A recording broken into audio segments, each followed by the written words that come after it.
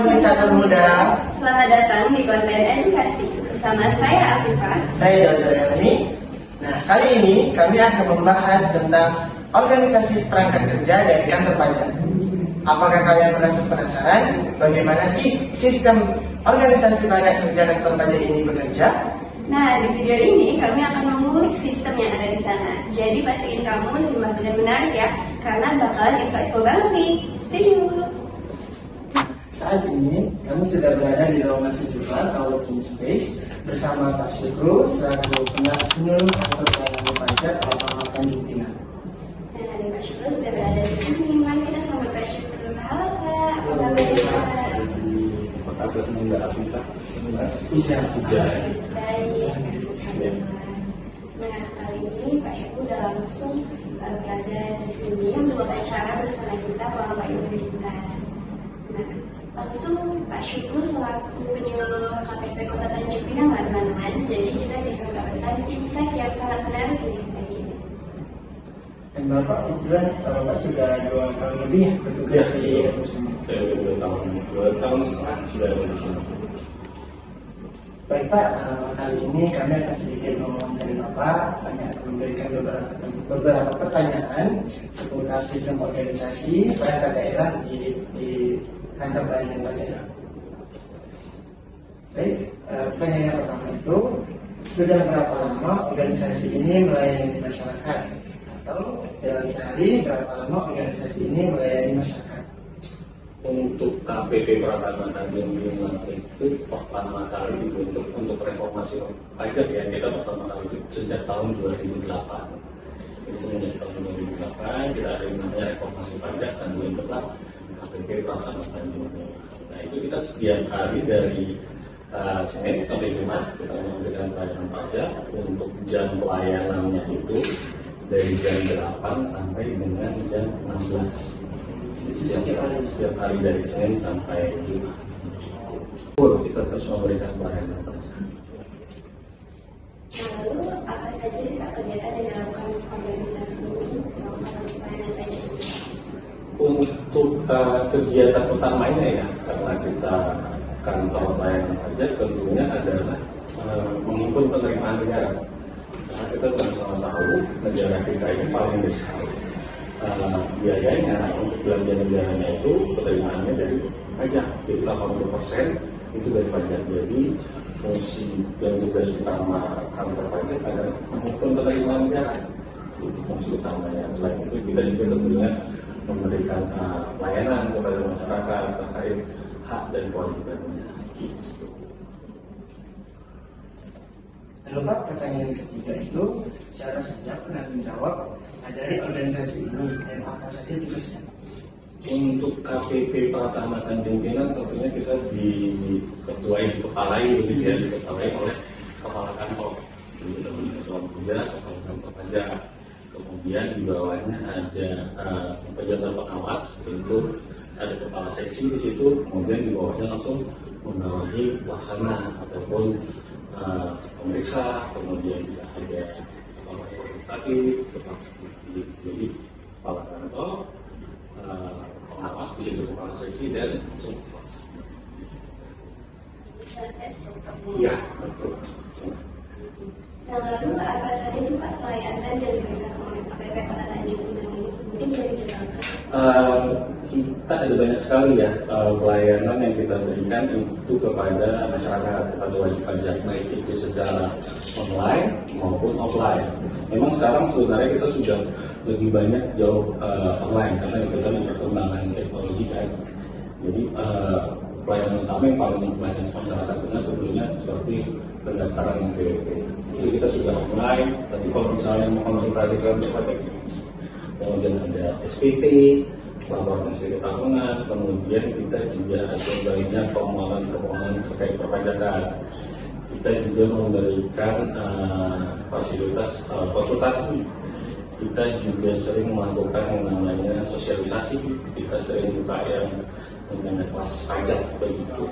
Jadi itu pelayanan yang kita berikan kepada masyarakat. Sebagian besar kan sekarang udah online, tapi kita juga masih memberikan pelayanan offline untuk wajib pajak yang mau datang masuk ke kantor. Untuk pelayanan online bisa diakses melalui mana, Pak? Untuk pelayanan online-nya, kita untuk saat ini ada yang paling utama itu ada dua yang paling besarnya. Pertama kita ada direct.pajak.go.id itu untuk pendaftaran NPWP. Kemudian kita juga ada yang namanya pajak.go.id. Di situ kita punya banyak sekali layanan, mulai dari lapor SPT, kemudian kalau teman-teman ini butuh yang namanya peraturan terbaru terkait perpajakan bisa akses dari situ. Kita juga ada yang namanya kalau kita butuh formulir bisa dari situ. Jadi pajak.go.id itu sudah mencakup hampir seluruh pelayanan perpajakan. Bagi teman-teman, kalian bisa masuk ke dalam link tersebut untuk melakukan pendaftaran ya Pak? Ya, formulir yang Bapak bilang. Bisa diakses di sini ya, teman-teman sekalian. Oke Pak, pertanyaan selanjutnya. Jadi selama Bapak bertugas di sini dan banyak tim juga, apa saja kendala yang dihadapi Pak selama bertugas?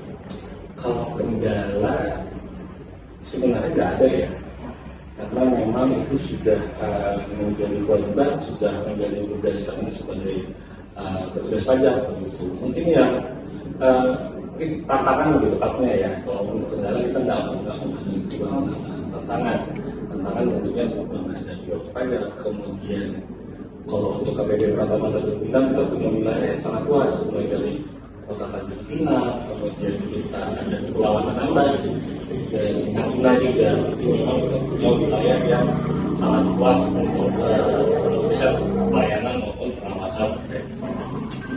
Jadi tantangan aja di mana pun sebenarnya sama aja, bukan menjadi kendala. Apakah sumber daya yang ada di organisasi pendaftaran ini memahami betul untuk tupoksi masing-masing dan berjalan dengan lancar dan efektif? Tentu ya, jadi mulai sejak penerimaan pegawai pada saat awal kita sudah melalui seleksi yang sangat ketat gitu. Setelah menerima pada masa awal bekerja kita ada yang namanya OJT, on the job training begitu.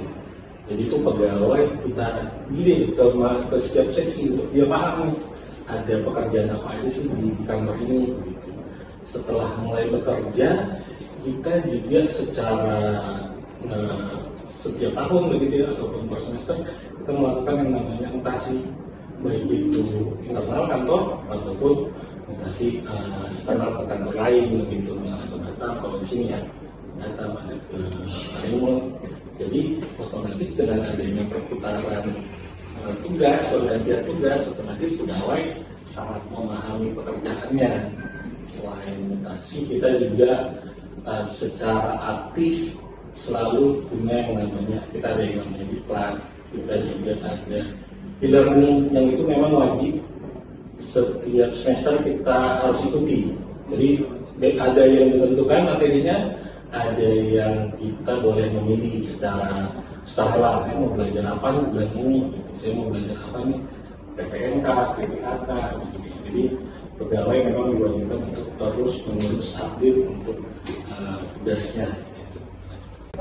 Pertanyaan terakhir, apa saja layanan di kantor pajak yang menjadi inovasi andalanya? Kalau untuk KPP untuk secara keseluruhan ya, kalau secara keseluruhan yang tadi kita ada KPP.id, kita juga ada direct.pajak.go.id terkait permohonan. Untuk kantor kami sendiri, kantor pelayanan pajak Pratama Tanjung Pinang, kita ada yang namanya High Power. Nah, di situ kita memberikan layanan terkait konsultasi untuk wajib pajak langsung dengan kami begitu. Jadi konsultasi langsung dengan pegawai kami. Aplikasinya High Power, baik itu terkait konsultasi maupun formulir, kita juga menyediakan di situ. Kita juga punya yang namanya kartu e-Fin, karena mungkin kalau teman-teman tahu wajib pajak itu kita berikan pada saat awal itu yang namanya e-Fin. Itu seringkali masyarakat lupa tuh e-Fin saya berapa ya. Nah kita berikan yang namanya kartu e-Fin, jadi wajib pajak bisa catat e-Fin-nya di situ, jadi nggak lupa. Menarik sekali apa insight-nya pada pagi ini. Kita bisa tahu nih teman-teman bagaimana KPP Kota Tanjung Pinang ini sangat aktif ya, baik dari segi pemberdayanya selalu menempuh melalui iklan ataupun belajar learning mandiri ya Pak. Dan pelayanan pun sangat banyak dan saat ini sudah berbasis digital mengikuti teknologi informasi. Jadi bagi kalian jika ingin melakukan pendaftaran apapun di kantor pajak tidak susah lagi ya Pak, karena sudah banyak link, juga ada aplikasinya tadi ya Pak. Jadi bagi kalian sudah sangat gampang sekarang untuk melakukan konsultasi di kantor pajak ini. Terima kasih banyak Pak Syukur atas insight-nya pada pagi ini. Kita langsung diberi insight oleh penyuluh KPP Kota Tanjung Pinang. Bermanfaat sekali ya teman-teman.